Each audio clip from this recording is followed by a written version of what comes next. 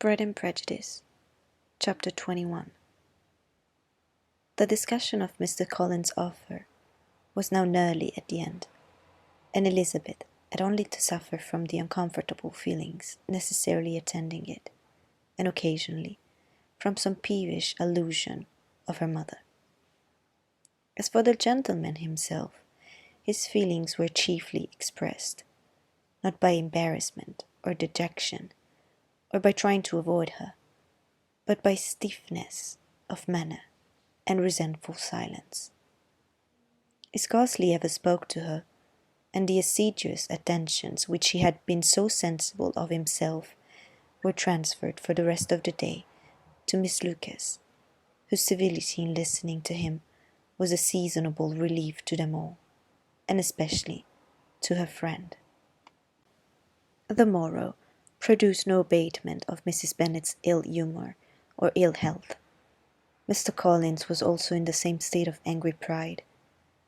Elizabeth had hoped that his resentment might shorten his visit, but his plan did not appear in the least affected by it.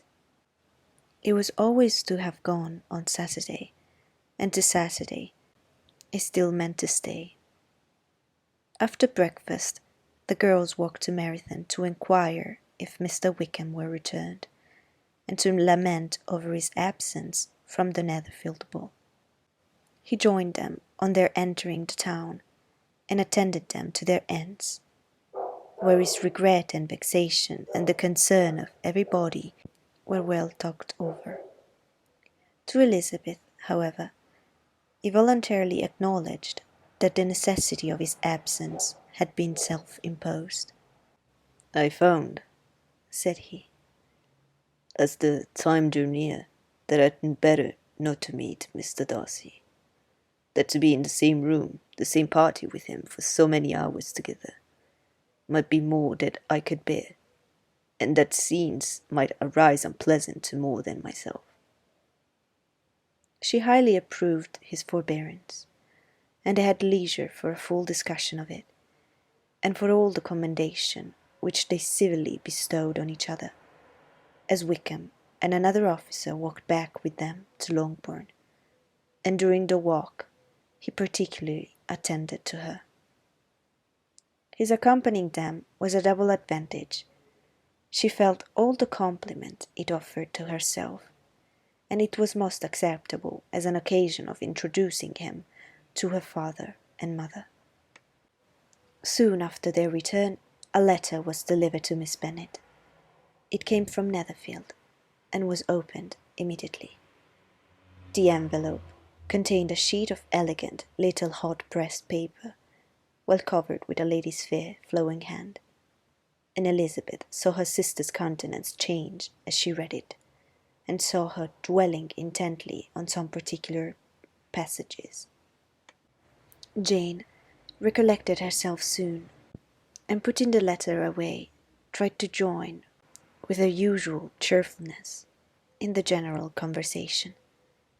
But Elizabeth felt an anxiety on the subject which drew off her attention even from Wickham, and no sooner had he and his companion taken leave, than a glance from Jane invited her to follow her upstairs. When they had gained their own room, Jane, taking out her letter, said, "This is from Caroline Bingley. What it contains has surprised me a good deal. The whole party have left Netherfield by this time, and are on their way to town, and without any intention of coming back again. You should hear what she says." She then read the first sentence aloud, which comprised the information of their having just resolved to follow their brother to town directly, and of their meaning to dine that day in Grosvenor Street, where Mr. Hurst had a house. The next was in these words: "I do not pretend to regret anything I should leave in Hertfordshire, except your society, my dearest friend, but we will hope, at some future period, to enjoy many returns of that delightful intercourse we have known, and in the meanwhile may lessen the pain of separation by a very frequent and most unreserved correspondence. I depend on you for that."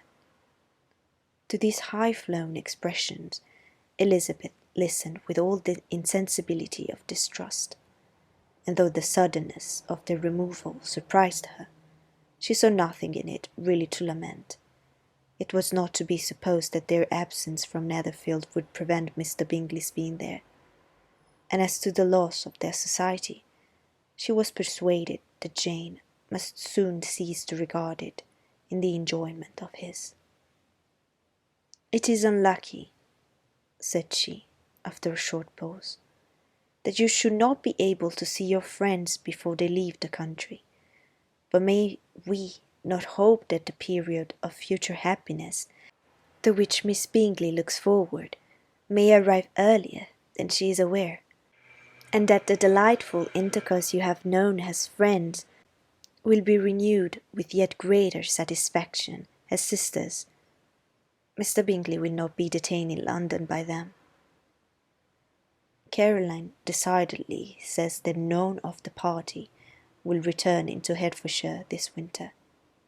I will read it to you.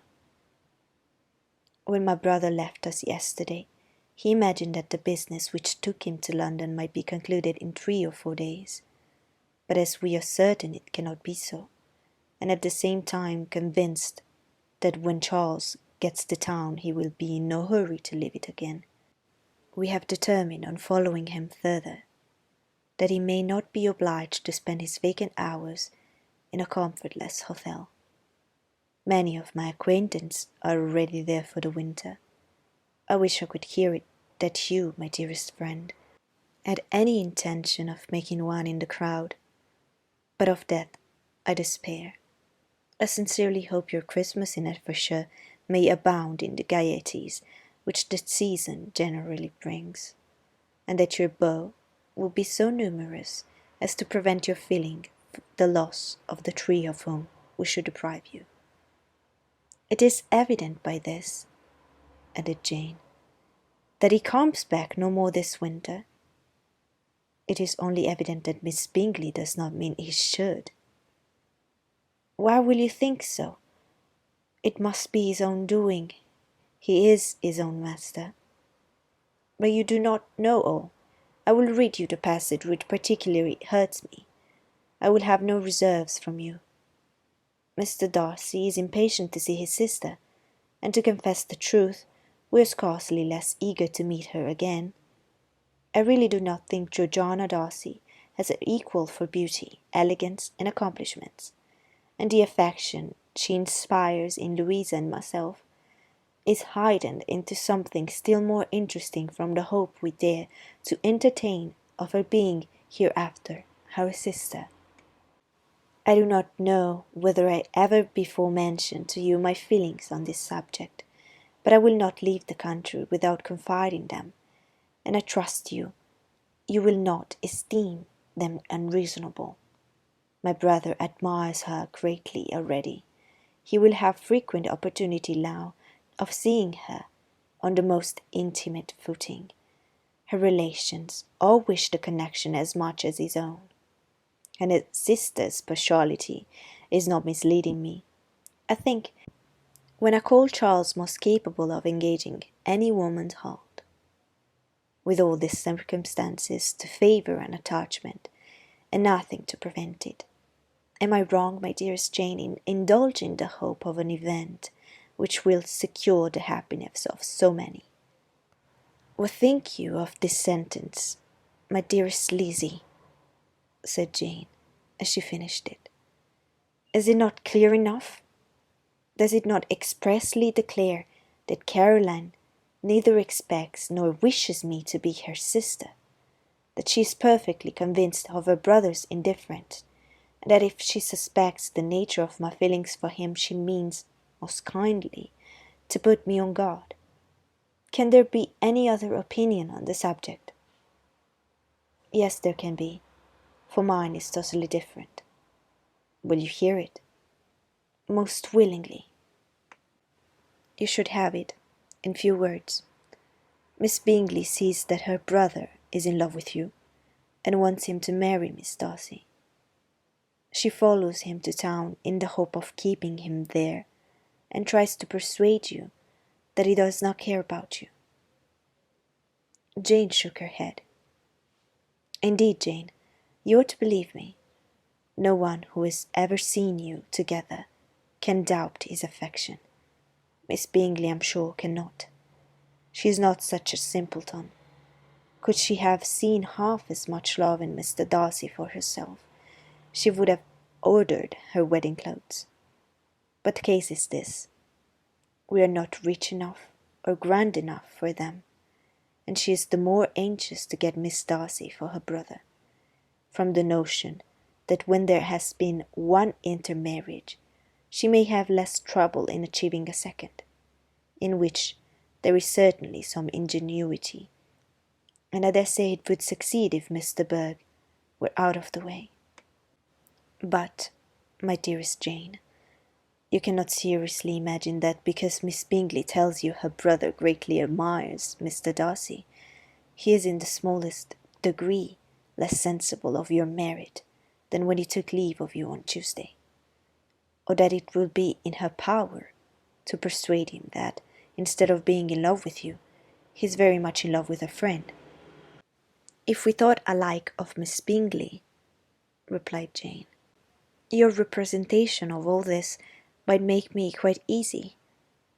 But I know the foundation is unjust. Caroline is incapable of wilfully deceiving anyone, and all that I can hope in this case is that she is deceived herself. That is right.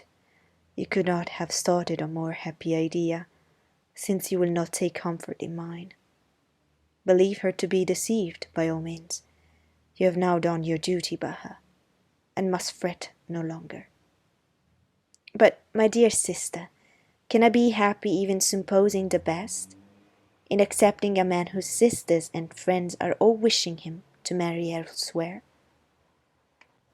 You must decide for yourself, said Elizabeth, and if, upon mature deliberation, you find that the misery of disobliging his two sisters is more than equivalent to the happiness of being his wife, I advise you, by all means, to refuse him.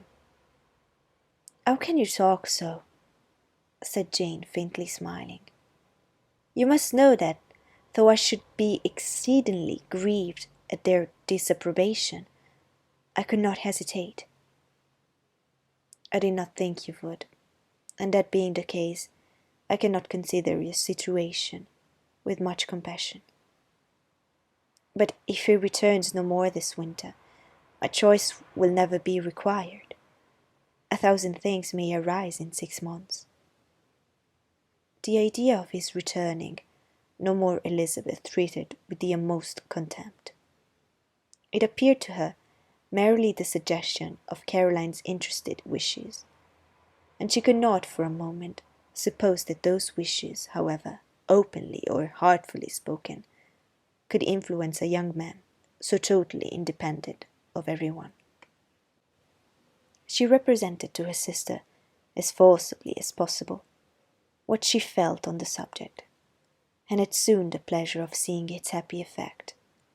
Jane's temper was not disposing, and she was gradually led to hope, though the diffidence of affection sometimes overcame the hope, that Bingley would return to Netherfield, and answer every wish of her heart.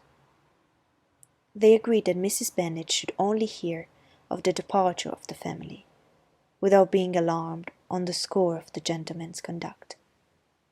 But even this partial communication gave her a great deal of concern, and she bewailed it as exceedingly unlucky that the ladies should happen to go away just as they were all getting so intimate together. After lamenting it, however, at some length she had the consolation of thinking that Mr. Bingley would be soon down again, and soon dining at Longbourn. And the conclusion of all was the comfortable declaration that, though he had been invited only to a family dinner, she would take care to have 2 full courses.